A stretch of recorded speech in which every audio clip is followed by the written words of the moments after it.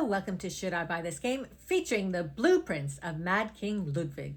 My name is Christina, and in this video I'll give you a brief description on how the game is played, and then share some things I may like or dislike about the game to help you decide if you want to add the blueprints of Mad King Ludwig to your collection. Here we have the blueprints of Mad King Ludwig, and this is based off the game The Castles of Mad King Ludwig, but this is a flip and write game.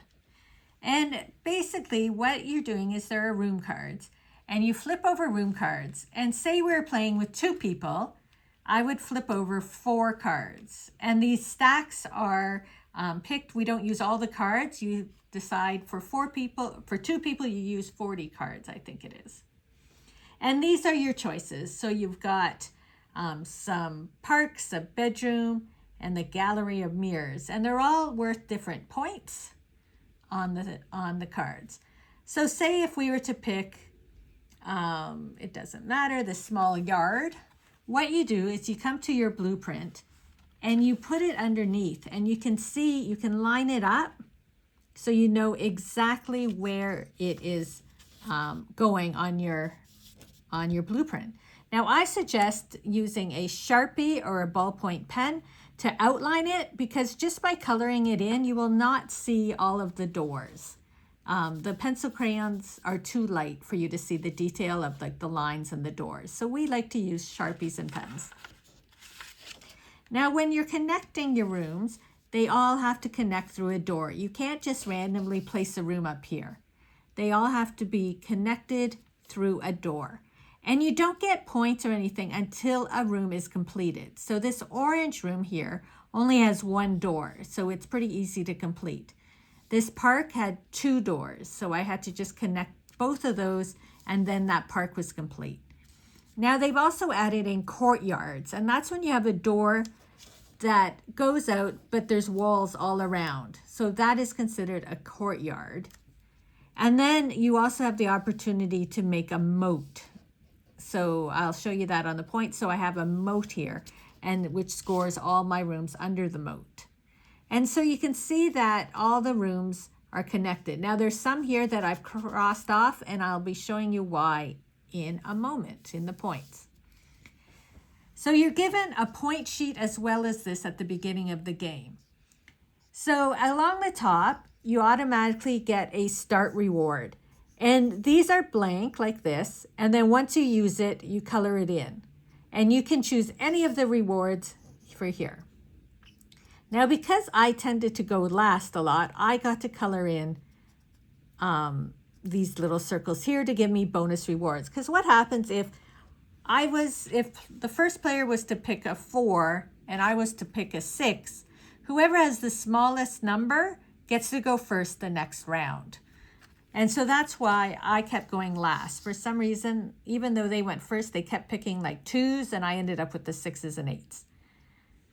Now, if you complete a yellow room, you get an extra turn. I did not complete any yellow rooms. If you complete a bedroom, a blue room, you get to move a door. So that is why back over here, I think I had a door here that was into a wall. So I crossed it off and moved it here to form a little courtyard. So if you choose to move a door, you just color in the flag, and then that way you know that you completed it. You color in the circle when you complete the room and the flag when you use the benefit. If you have an underground room, you can add a secret door. For the purple, you can remove 1 door. So back over here on this red room here, there were 3 doors, but I used that benefit to remove the door. So I would now completed that red room. If you complete a red room, you can take a room from a reserve. So that means instead of taking one of these rooms, you would take one from the discard pile. Now, if you complete a park, you get to color in one of these 4 flags. And what that does is it increases how much space. So each flag here, you can increase moving up, and then this way you can increase going across. When you start, you can only build in this zone until you unlock all this extra space.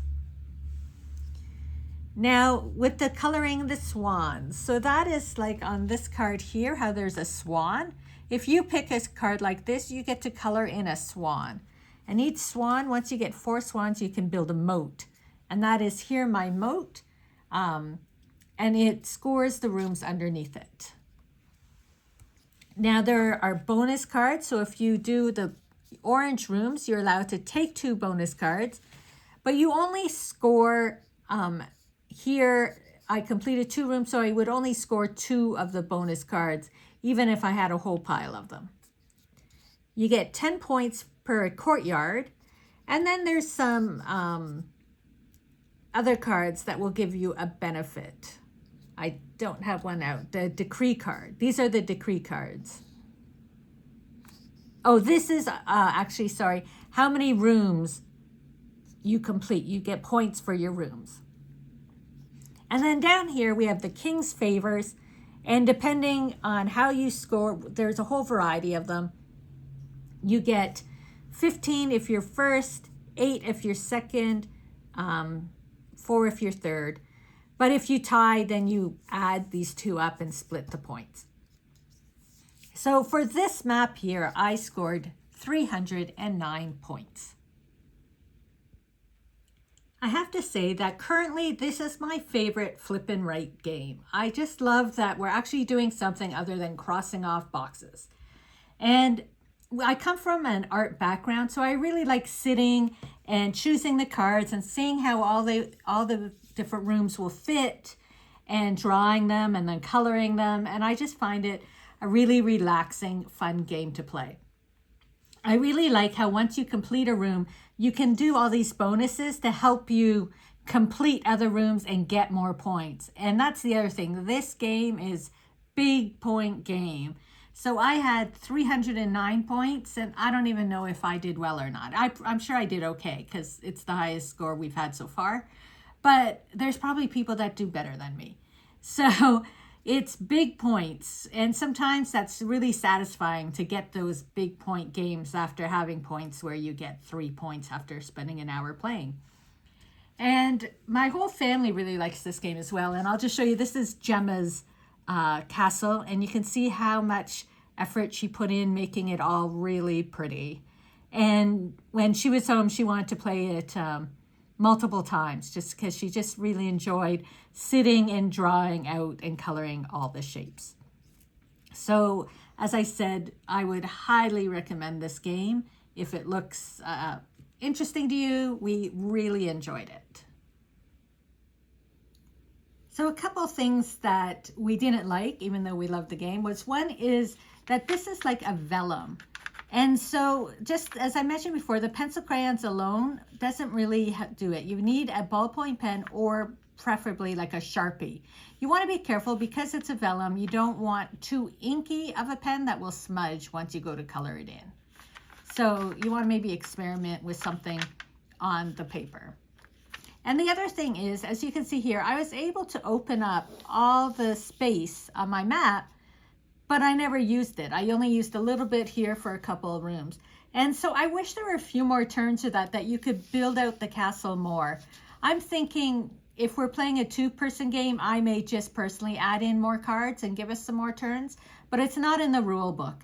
And so I wish that the rules would be to add more so you can fill in more of the space that they allow you to work in. Because I wasn't even just using small buildings, I had some bigger ones here, and I'm still never got anywhere near to completing this space.